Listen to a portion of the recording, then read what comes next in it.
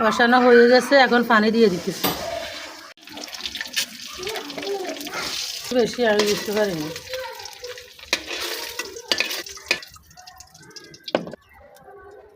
এখন ডিম দিয়ে আলু দিয়ে রান্না করবো। এখন তেল দিয়ে তেলের ভিতরে মরিচ পেঁয়াজ কষাবো। আর আমি তো জানিও না, এখানে লাঠি মারকি এগুলো বাইরে আর কল দিনে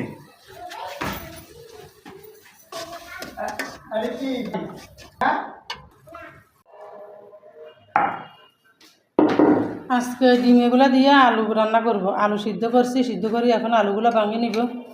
ভাঙিয়ে নিয়ে এই ডিম দিয়ে আলুগুলো রান্না করব।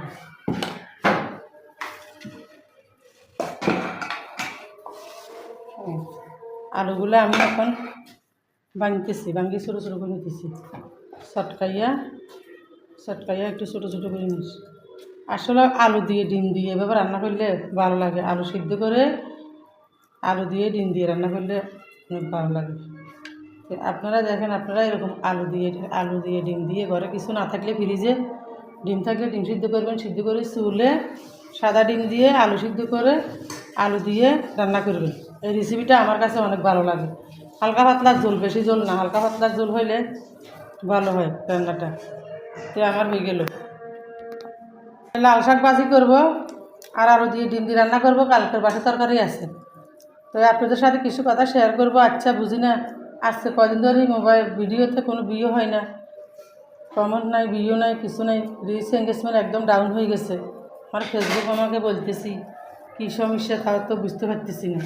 রিচ এঙ্গেজমেন্ট যা জমে তা কোথায় চলে যায় তাও তো জানি না। আমার সামনে আসা সব ভিডিও আমি দেখি লাইক কমেন্ট করি। আপনারা সবাই আপনাদের সামনে আসা ভিডিওগুলো দেখবেন, লাইক কমেন্ট করবেন, শেয়ার করবেন। আপনাদের ভিডিওতে রিচ এঙ্গেজমেন্ট ঠিক থাকবে। একদিন সময় না দিলে রিচ এঙ্গেজমেন্ট ঠিক থাকে না। আমি একদিন সময় দিতে পারি নাই, আমার ফেস এখন একদম লাল হয়ে গেছে। আসলে ফেসবুকের কাজ হয়েছে যে ফেসবুক মামা কোনো দুঃখ সুখ বুঝে না। যতক্ষণ পর্যন্ত কাজ করতে পারি ততক্ষণে ভালো, রিচ এঙ্গেজমেন্ট ঠিক থাকে।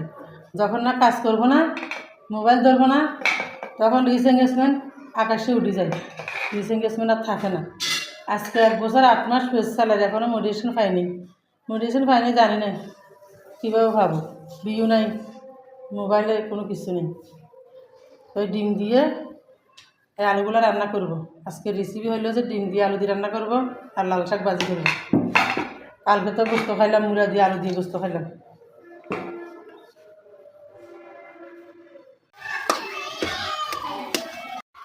কষানো হয়ে গেছে, এখন পানি দিয়ে দিতেছি।